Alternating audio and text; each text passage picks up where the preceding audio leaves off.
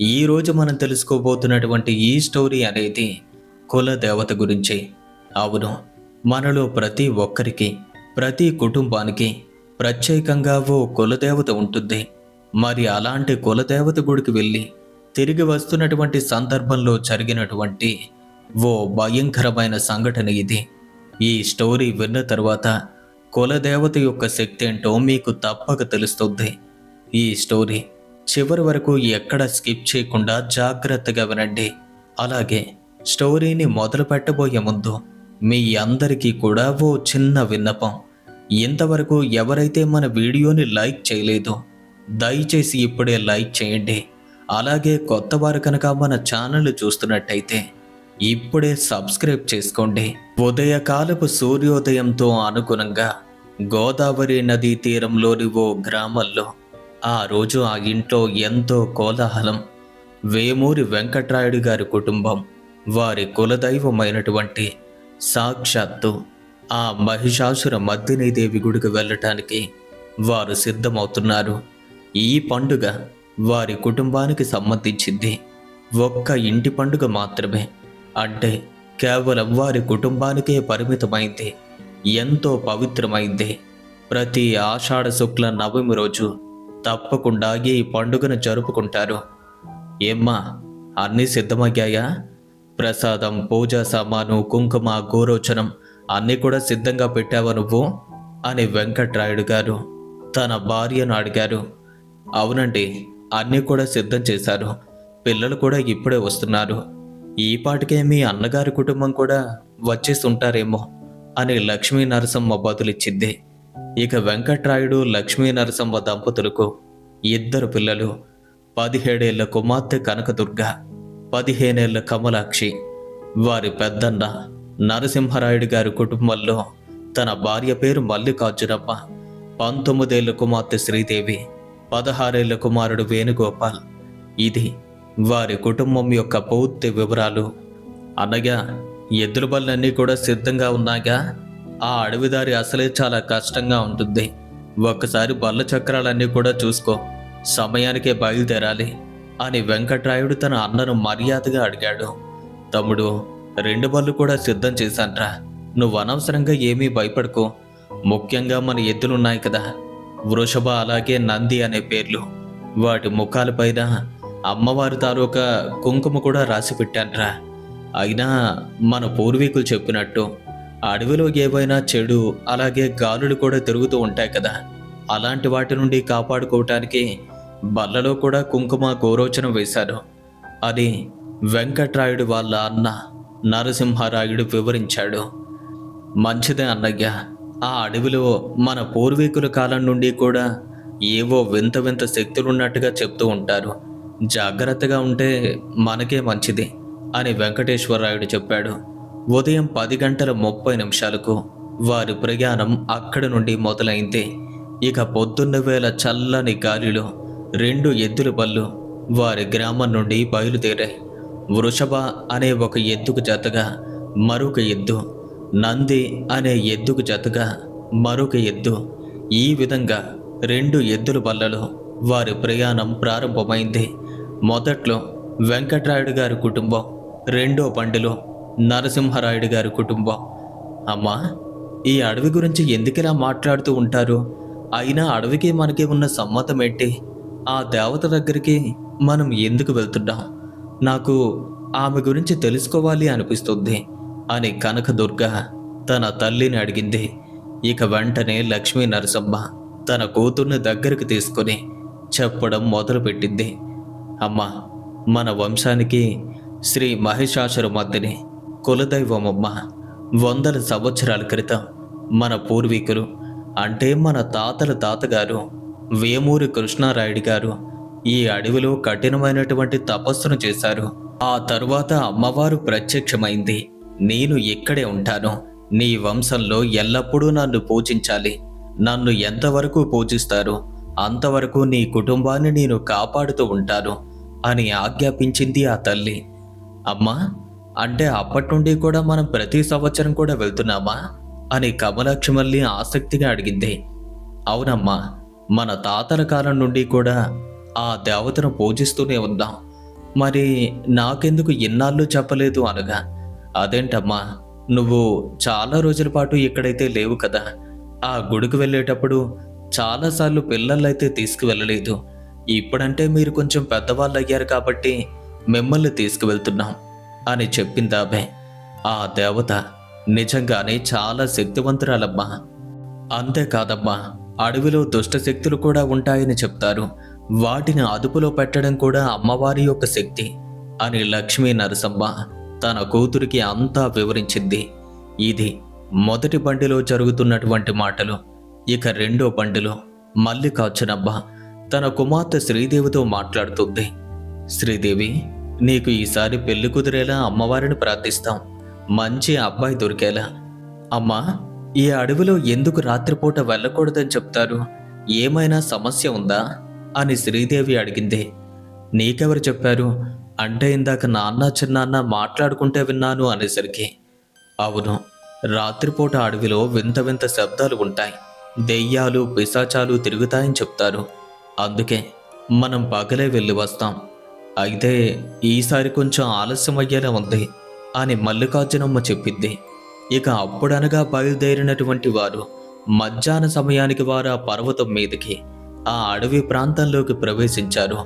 పెద్ద చెట్లు, దట్టమైనటువంటి పొదలు. అడవి ఎంతో అందంగా ఉంది. అలాగే కొంచెం భయానకంగా కూడా అనిపించింది.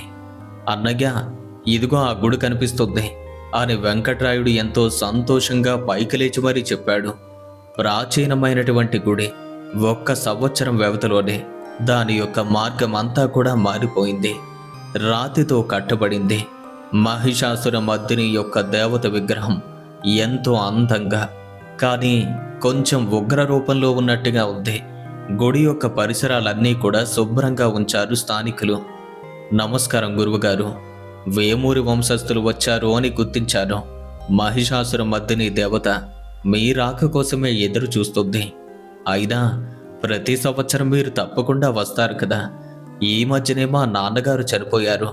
ఆ తర్వాత ఆ వారసత్వాన్ని నేనందుకున్నాను. అది చనిపోయినటువంటి పూజారి యొక్క కొడుకు శ్రీకాంత్ శర్మ. తాను ఈ విధానాన్ని ఇప్పుడు అమలు పరుస్తున్నారు. వెంటనే పూజా విధానం మొదలైంది. శ్రీకాంత శాస్త్రి గారు మంత్రోచ్చారణతో పూజను నిర్వహించారు. కుటుంబ సభ్యులందరూ కూడా భక్తి శ్రద్ధలతో పాల్గొన్నారు. అమ్మ, మా కుటుంబాన్ని ఎల్లప్పుడూ కాపాడు. అన్ని ఆపదల నుండి మమ్మల్ని రక్షించు. మా పిల్లలకు మంచి భవిష్యత్తును కల్పించు అని నరసింహారాయుడు ప్రార్థించారు. అలాగే వెంకట్రాయుడు కుటుంబం కూడా. ఇక పూజ పూర్తయిన తర్వాత వారు అన్నదానం, ప్రసాదం అన్నింటినీ కూడా పంచారు. దేవత నుండి కుంకుమ, చందనం, ప్రసాదం అన్నింటినీ కూడా అందుకోవటం జరిగింది. ఇక చాలాసేపటి వరకు వారు అదే ప్రాంతంలో హాయిగా గడిపారు. 1 సంవత్సరం వ్యవధిలోనే ఈ ప్రాంతమంతా కూడా మరీ దట్టంగా మారిపోయిందేంటండి అని పూజారిని అడగ్గా, ఇది అడివండి, ఇక్కడికి ఎవరొస్తారు? ఏదో మీలానాలా అప్పుడప్పుడు కొంతమంది వచ్చి వెళ్ళిపోతూ ఉంటారు. నేను కూడా పెద్దగా రాను. అప్పుడప్పుడు వచ్చి అమ్మవారి ముందు దీపాన్ని వెలిగించి వెళ్తూ ఉంటారు. సరే గురువుగారు, మేమిప్పుడు బయలుదేరాలి. ఇప్పటికే చాలా ఆలస్యమైంది. ఇంటికి చేరుకునేసరికి దాదాపుగా 3 గంటల పైనే పడుతుంది అని వెంకట్రాయుడు చెప్పాడు. అవునవును, రాత్రైతే చాలు. ఈ అడవిలో ఏదేదో జరుగుతూ ఉంటుంది. ఎందుకైనా మంచిది, జాగ్రత్తగా వెళ్ళండి. రాత్రి ప్రయాణానికి దగ్గర పడుతున్నట్టుగా ఉన్నారు. ఓ పని చేయండి, వెళ్ళేటప్పుడు అమ్మవారి యొక్క నామాన్ని తలుచుకోండి అని శాస్త్రి గారు హెచ్చరించారు. ఇక వారు అక్కడి నుండి బయలుదేరేసరికి దాదాపుగా సాయంత్రం కావచ్చింది. ఇక మెల్లగా సూర్యుడు పడమటి వైపుగా వెళ్ళటం మొదలుపెట్టాడు. కానీ ఇంకా పూర్తిగా అయితే అస్తమించలేదు. వెలుగు మందగించింది. ఆ అడవిలోని చెట్ల కారణంగా వెలుతురు పూర్తిగా ముందుకు రాకుండా ఆగిపోతుంది. అక్కడక్కడ రోడ్డు బాగానే కనిపిస్తుంది, మరికొన్ని చోట్ల కనపడటం లేదు. వెంటనే వారి యొక్క ఎద్దుల బళ్లకు ముందున లాంతర్లు తగిలించారు. ఆ ఎద్దులు నెమ్మదిగా అడవి మార్గంలో నడుస్తున్నాయి. లోపల ఉన్నటువంటి పిల్లలు పాటలు పాడుతున్నారు, ఏవేవో మాట్లాడుకుంటున్నారు. అప్పుడే ఆ బల్లల్లో ఉన్నటువంటి వెంకట్రాయుడు కుటుంబం, అలాగే వెనుకే ఉన్నటువంటి నరసింహరాయుడు కుటుంబం, వారి ఇద్దరు ఆడవాళ్ళు కూడా అమ్మవారి యొక్క పాటలు పాడటం మొదలుపెట్టారు. అమ్మా, ఇంటికి వెళ్ళటానికి ఇంకా ఎంత టైం అవుతుంది అని కమలాక్షి అడిగింది. అమ్మా, దాదాపుగా రాత్రి 9:30 గంటలకైతే చేరుకుంటాం. చీకటి పడుతుంది కానీ భయపడొద్దు, మనకైతే దారి బాగా తెలుసు అని లక్ష్మీ నరసమ్మ చెప్పింది. ఇక సాయంత్రం 7 గంటలయ్యేసరికి వాతావరణంలో ఆకస్మికంగా ఓ మార్పు. ఇక అప్పటికి సూర్యుడు పూర్తిగా అస్తమించాడు. చుట్టూ అసహజంగా గాఢమైన చీకటి కమ్ముకుంది. మామూలుగా గ్రామంలో అయితే అంత చీకటైతే ఉండదు, కానీ ఇక్కడ మాత్రం విపరీతమైనటువంటి చీకటి కమ్ముకుంది. అబ్బో, ఏంటి చీకటి?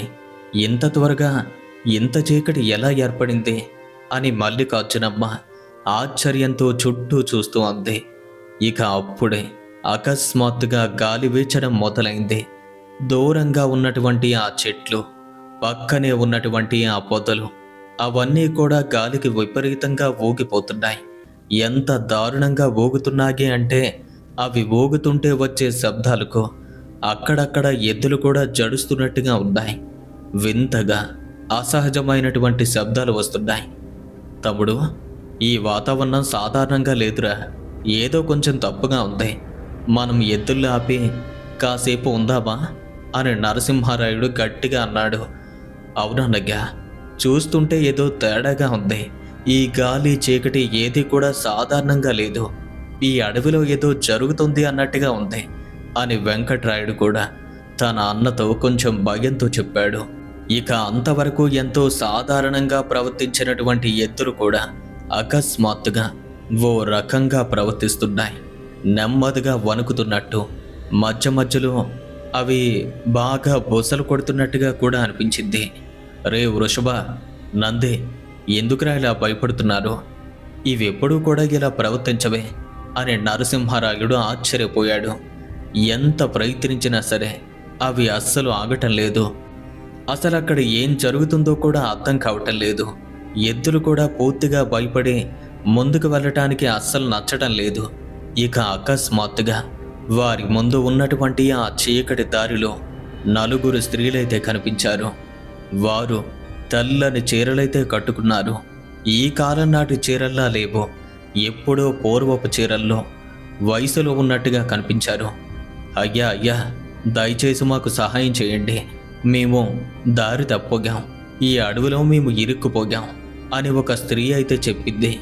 కానీ తన స్వరం కూడా మామూలు స్వరంలా లేదు, ఏదో వింతగా ఓ రకంగా ఉంది. మనిషి మాట్లాడితే వచ్చే ధ్వని ఆ విధంగా ఉండే అవకాశం లేదు. వెంటనే, అమ్మా, మీరే గ్రామానికి వెళ్ళాలి, మేము వేరే గ్రామానికి వెళ్తున్నాం, కానీ మీకు మేము సహాయం చేస్తాం అని వెంకట్రాయుడు ఎంతో దయతో చెప్పాడు. కావాలంటే మా బల్లల్లో వచ్చి కూర్చోండి అని వెంకట్రాయుడు చెప్పగానే అప్పుడే ఆ 4 స్త్రీలు అకస్మాత్తుగా వారి యొక్క బల్లనైతే చుట్టుముట్టడం మొదలుపెట్టారు. వారు వింతగా మాట్లాడుతున్నారు, ఏదో గొనుగుతున్నట్టుగా ఉంది. వారి నోటి నుండి అసహజమైనటువంటి శబ్దాలు వస్తున్నాయి. ఇక అంతవరకు కొంచెం నెమ్మదిగా అయినా సరే భయపడుతూ నడిచినటువంటి ఎద్దులు ఒక్కసారిగా సంపూర్ణంగా ఆగిపోయాయి. ఎంత ప్రయత్నించినా, ఎంత బలవంతంగా నడిపించడానికి చూసినా అవి అస్సలు ముందుకు వెళ్ళటం లేదు, అక్కడే ఆగిపోయాయి. అడుగు తీసి అడుగు ముందుకు వేయటమే లేదు. వారు ఎన్నో రకాలుగా ఎద్దులైతే అదిలించడానికి ప్రయత్నించారు, కానీ ఎంత ప్రయత్నిస్తున్నా సరే అవి అస్సలు ముందు కదలటం లేదు, స్థిరంగా అలానే నిలబడి ఉండిపోయాయి. ఏంటిది?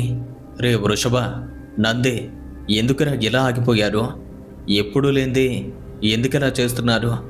అయినా ఇవి ఇలా ఆగిపోవటం ఎప్పుడూ కూడా చూడలేదే అని నరసింహారాయుడు, వెంకట్రాయుడు ఆశ్చర్యంగా మరియు భయంతో అంటూ ఒకరి ముఖాలు ఒకరు చూసుకున్నారు.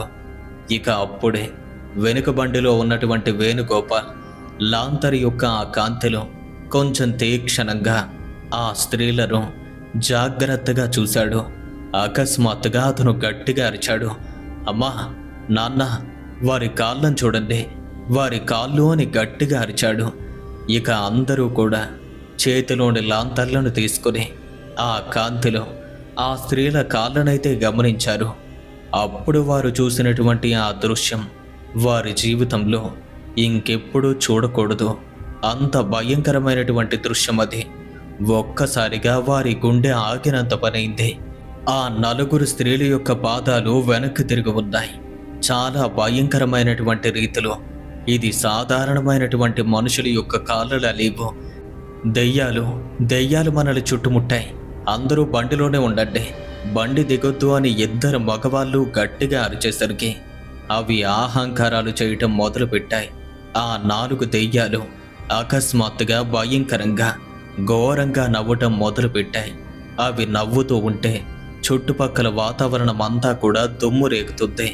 వారి మీద విపరీతంగా ఆ దుమ్ము పడి కళ్ళకేమీ కనపడకుండా పోతుంది. ఆ నవ్వు చాలా భయంకరంగా ఉంది. ఎద్దులైతే హడిలిపోయి వెనక్కి జరిగిపోతున్నాయి, చెవులు కూడా చిల్లులు పడే విధంగా నవ్వుతున్నాయి. అమ్మా అమ్మా, వీళ్ళు మనుషులు కాదు, దెయ్యాలు అనే పిల్లలు కూడా తల్లులు పట్టుకుని అతుక్కుపోయారు.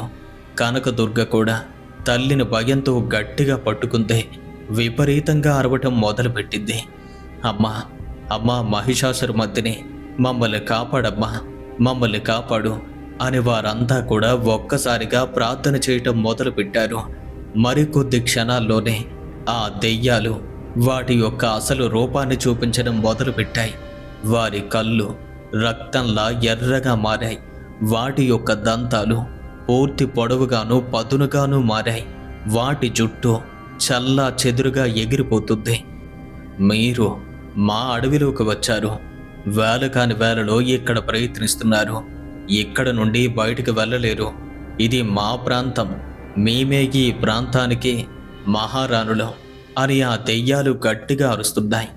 మొదటి దెయ్యం మరింత ముందుకొచ్చి వారి వైపు కోపంగా చూస్తూ, ఈరోజు మంచి ఆహారం లభించింది, విందు చేసుకుందాం అని భయంకరంగా అరుస్తుంది. లేదు, మీకు మాకు ఏ సంబంధం కూడా లేదు. మేము మా కులదైవాన్ని పూజించుకోవడానికి వచ్చాం. ఆవిడకు పూజన చేసి వస్తున్నాం. మమ్మల్ని వదిలేయండి, మేము ఎవ్వరికీ ఏ హాని చెయ్యలేదు అని వెంకట్రాయుడు భయం ఉన్నా సరే ధైర్యంగా చెప్పాడు. ఏంటి మహిషాసురమర్దిన, అదేమీ ఇక్కడ లేదు. ఈ అడవిలో అధికారం అంతా కూడా మాదే.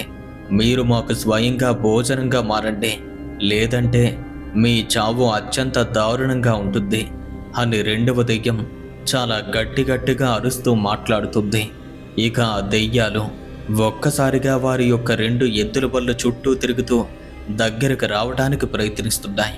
అవి ఏదో గొనుగుతున్నాయి, కానీ అవేం మాట్లాడుతున్నాయో అర్థం కావటం లేదు. వాటి యొక్క లక్ష్యం ఆ కుటుంబ సభ్యుల్ని బండి మీద నుండి క్రిందకు లాక్కెళ్ళి వారికి హాని చేయటం.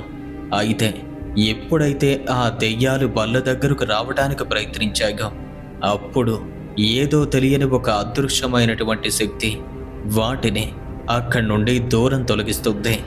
ఇక బల్లల్లో ఉన్నటువంటి నరసింహారాయుడు, వెంకట్రాయుడు గమనించారు. అంటే మనం వేసినటువంటి ఆ కుంకుమ గోరోచనం ఇందాక బయలుదేరినప్పుడు కూడా అమ్మవారి తాలూకు కుంకుమను బల్లకు ఎద్దులుగా అయితే రాశాం కదా, అది మాత్రమే వీటిని దగ్గరికి రానియకుండా అడ్డుకుంటున్నాయి. అంటే ఆ కుంకుమ కారణంగానే వీళ్ళు దగ్గరకు రాలేకపోతున్నారు. మన పూర్వీకులు చెప్పింది నిజమే అని నరసింహారాయుడు కూడా గుర్తించారు. అందరూ నా మాట వినండి. సంచిలో ఉన్నటువంటి అమ్మవారి కుంకుమనైతే తీసుకోండి, చందనాన్ని రాసుకోండి, అలాగే కుంకుమను మీ ఒళ్ళంతా పూసుకోండి, అమ్మవారి నామాన్ని పఠించండి. ఇక వెంటనే మల్లికార్జునమ్మ లోపల ఉన్నటువంటి అందరికీ కూడా కుంకుమనైతే రాసింది. ఇక ఆ బండిలో కూడా వారైతే వెంటనే కుంకుమను అద్దుకున్నారు. వారు అద్దుకోవటమే కాకుండా ఆ ఎద్దుల మీద మళ్ళీ ఆ కుంకుమనైతే చల్లారు. పిల్లలు పెద్దలు అంతా రాసుకున్నారు, కానీ భయంతో వణికిపోతున్నారు. ఇక తరువాత ఏం జరుగుతుందా అని వారు ఎదురు చూస్తూ ఉంటే ఆ దెయ్యాలు మరింత ముందుకు వచ్చి కోపంతో గట్టిగా గర్జిస్తున్నాయి. మీరు ఎలా తప్పించుకోలేరు, మేము మిమ్మల్ని ఖచ్చితంగా పట్టుకుంటాం. ఈ అడవిలో ఉన్నటువంటి మీరు మా ఆధీనంలోనే ఉంటారు. అమ్మా కనకదుర్గమ్మ, మహిషాసురమర్దిని, మమ్మల్ని కాపాడు. ఓం దుర్గాయై నమః, ఓం కాళికాయై నమః అని వెంటనే వారంతా కూడా నోటికొచ్చినట్టుగా వారికి తెలిసినటువంటి మంత్రాలన్నీ కూడా జపించడం మొదలుపెట్టారు. అమ్మా, మా ఇంటి కులదైవమా, ఈ దుష్ట శక్తుల నుండి మమ్మల్ని రక్షించు. నిన్ను నీ రక్షణ కోసమే ఇక్కడి వరకు వచ్చాం, పిల్లా పాపలతో ఉన్నాం అని అందరూ కలిసి ప్రార్థించారు. ఇక వారి ప్రార్థన పైన ఉన్నటువంటి ఆ అమ్మవారిని కూడా తాకింది. అకస్మాత్తుగా ఆకాశంలో ప్రకాశవంతమైనటువంటి మెరుపులు ఒక్కసారిగా పెద్ద ఉరుములు ఉరుమై ఆ క్షణంలోనే వాతావరణంలోకి దైవిక శక్తి అనుభవమయ్యేలా ఉంది. ఆ దెయ్యాలకు ఒక్కసారిగా భయం కలిగింది. అవి నెమ్మదిగా వెనక్కి అడుగులు వేయటం మొదలుపెట్టాయి. వస్తుంది, ఏదో వస్తుంది, మన పైన పడుతుంది, మనం వెళ్ళిపోవాలి అని వాటిల్లో ఓ దెయ్యం గట్టిగా అరిచి రెండే వెళ్ళిపోదాం అని ఒకదానితో ఒకటైతే మాట్లాడుకుంటున్నాయి. మీరు ఈసారి తప్పించుకున్నారు, కానీ చెప్తున్నాను, నా మాట వినండి. ఇంకొకసారి ఎప్పుడైనా సరే ఈ ప్రాంతంలో మళ్ళీ కనపడతారు కదా, అప్పుడు చెప్తాం మీ సంగతి. అవి కొద్ది దూరం వరకు నడుచుకుంటూ వెళ్తుంటే వాటి వెనుక విపరీతమైనటువంటి గాలి దుమ్ము కూడా వెళ్తుంది. అంతవరకు ఉన్నటువంటి దట్టమైన చీకటి తొలగిపోయింది. ఆకాశంలోని మేఘాలు కూడా పక్కకు వెళ్ళాయి. అప్పుడే చంద్రుడి యొక్క వెలుగు వారి యొక్క మార్గం పైన పడింది. ఇప్పుడు ఎద్దులు సాధారణంగా నడవటం మొదలుపెట్టాయి. అమ్మా, అమ్మా మహిషాసురు మద్దుని, నువ్వే మమ్మల్ని కాపాడేవమ్మా, నువ్వే మా కులదైవానివి, నువ్వు మమ్మల్ని ఎప్పుడూ కూడా కాపాడుతూనే ఉంటావు అని వారంతా కూడా ఆనందంగా మరొకసారి అమ్మవారిని ప్రార్థించారు. దేవత యొక్క మహిమ అపారమైంది. మనం ఎంత కృతజ్ఞతలు చెప్పినా తక్కువే. ఆమె శక్తి ఆ భయంకరమైన దెయ్యాలు కూడా తరిమి కొట్టింది. వెంకట్రాయుడు భక్తి శ్రద్ధలతో వారందరికీ కూడా అమ్మవారి గురించి చెప్పారు. వారంతా మరొకసారి అమ్మవారికి మొక్కుకుని అక్కడి నుండి ప్రయాణాన్ని ప్రారంభించారు. ఇక మిగతా ప్రయాణం అంతా కూడా భక్తి శ్రద్ధలతో వారు హాయిగా ప్రయాణించారు. ఎవ్వరికీ ఏ భయం కూడా దరిచేరలేదు. ఆ పిల్లలు మొట్టమొదటిసారి అమ్మవారి యొక్క శక్తినైతే అనుభూతి చెందారు. ఇక అప్పుడే వెనుక ఉన్నటువంటి వేణుగోపాల్ వాళ్ళ నాన్నని అడిగాడు, నాన్న, కులదైవం నిజంగానే ఇంత గొప్పదా అనగా, అవునరా, కులదైవం అంటే మామూలు దేవత కాదు, మన కుటుంబాన్ని ఎల్లప్పుడూ కూడా కంటికి రెప్పలా కాపాడుతుంది. అందుకే మనం ఎక్కడున్నా సరే మన యొక్క కులదైవాన్ని తప్పకుండా పూజించాలి. అది దూరమైనా, అడవిలో అయినా, లేదా ఇంకెక్కడ ఉన్నా సరే ఆవిడను పూజించడం మన యొక్క బాధ్యత, మన ధర్మంరా.